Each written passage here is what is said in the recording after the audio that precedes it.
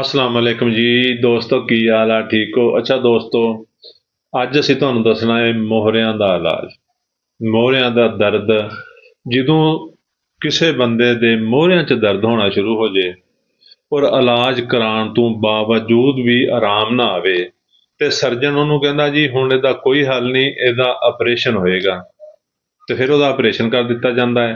अक्सर लोग ठीक हो जाते हैं तो अक्सर लोगों का जोड़ा मसला है वह ज़्यादा गंभीर भी हो जाता है, दर्द रुकन की बजाय ज़्यादा भी हो जाता है। तो दोस्तों साड़ी अज की जी वीडियो है मोहरियां का, जो तुहानू सर्जन कहे कि इहदा ऑपरेशन ही हल है, साड़ी जी मैडिसन आ साड़ी रैमडी आ तुसीं इस्तेमाल करो, इंशाअल्लाह 3 तो 4 दिन दे विच मोहरियां का तुहाडा किड्डा भी मसला हल हो जाएगा, मोहरियां का दर्द ठीक हो जाएगा, बल्कि मोहरियां की दर्द की वजह तो शाइटिका पेन भी ठीक हो जाएगा। तो साड़ी जी रैमडी आ ये चंद एक रैमडीज ने जिहड़ी कि हर दिन के लिहाज नाल हर तरतीब के लिहाज नाल खानी आ और ये तकरीबन 4 दिन इस्तेमाल करनी आ, ज़्यादा तो ज़्यादा 4 दिन, इस तो ज़्यादा जरूरत नहीं पैनी। तो दोस्तों अगर किसी मेरे भाई दे दोस्त दे अजीज दे मोहरियां च दर्द है, वो इलाज करा के थक गया है, सर्जन ने उन्होंने ऑपरेशन तजवीज़ कर दिता है कि हुण इहदा कोई हल नहीं, तो जिहड़ी अज असीं रैमडी दसनी आ वो बगैर ऑपरेशन तो मोहरियां नूं ठीक कर सकदी आ, शायद टीका पेन नूं ठीक कर सकदी आ, कमर दर्द नूं ठीक कर सकदी आ, मोहरियां दी वजह तो लत्तां 'च दर्द होना उन्हें भी ठीक कर सकती आ।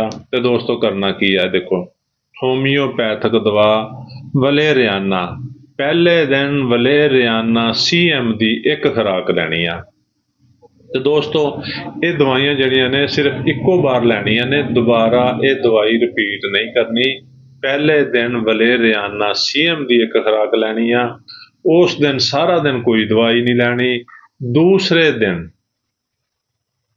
कालू सेंत CM की एक खुराक लैनी आ, फिर दूसरे दिन भी मजीद कोई दवाई नहीं लैनी। तीसरे दिन यानी दूसरे पहले दिन वलेरियाना CM, दूसरे दिन कालू सेंत CM, तीसरे दिन ये दवाई आ मगनेशिया फास, ये भी CM ही लैनी आ। मगनेशिया फास CM की एक खुराक लै लैनी आ। अगे चल के असीं तुहानूं दसना है कि ये दवाइयां लैनियां किस तरह ने, खुराक किस तरह लैनी आ। ये 3 दवाइयां हो गईयां ते मेरे भाई दोस्त चौथी दवाई है रस्टाक्स CM। देखो रस्टाक्स CM चौथे दिन ये दवाई लैनी आ। ये 4 दिन दी दवाइयां पूरियां हो गईयां।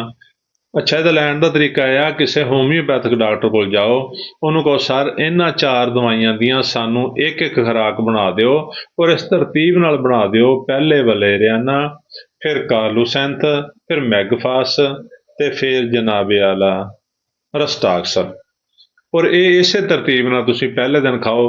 अगर तुहानूं किसी होमियो डॉक्टर तो बणियां बनाई खुराकां नहीं बना के दिंदा, नहीं तुहाडा अरेंज हुंदा, अगर तुहाडे कोल ड्राप मौजूद ने, 5 कतरे 2 घुट पानी च पा के पीने ने, 5 कतरे देखो ड्रापर लग्या 2 घुट पानी च पा के 5 कतरे पीने आ, इस तरह तरतीब नाल पीने आ।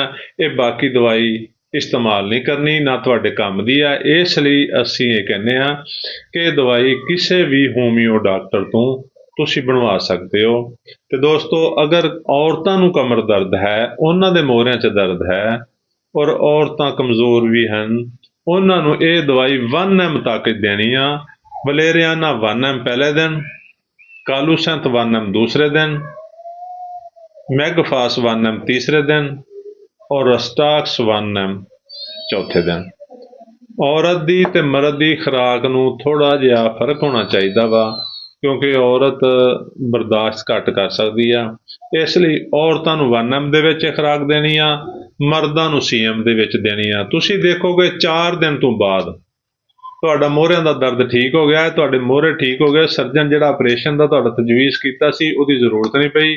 तो दोस्तों साडी वीडियो नूं लाइक ते शेयर करो ताकि ये वीडियो होर लोगों तक पहुँचे और वो भी अपने मोहरियां दा इलाज करा सकन।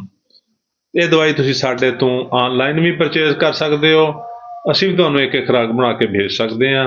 ਸਾਡੇ ਅਕਾਊਂਟ ਨੂੰ, ਸਾਡੇ ਚੈਨਲ ਨੂੰ ਸਬਸਕ੍ਰਾਈਬ ਕਰ ਲਓ ਤਾਂ ਕਿ ਤੁਹਾਡਾ ਔਰ ਸਾਡਾ ਰਾਬਤਾ ਰਹੇ। ਸ਼ੁਕਰੀਆ। ਅੱਲਾ ਹਾਫਿਜ਼।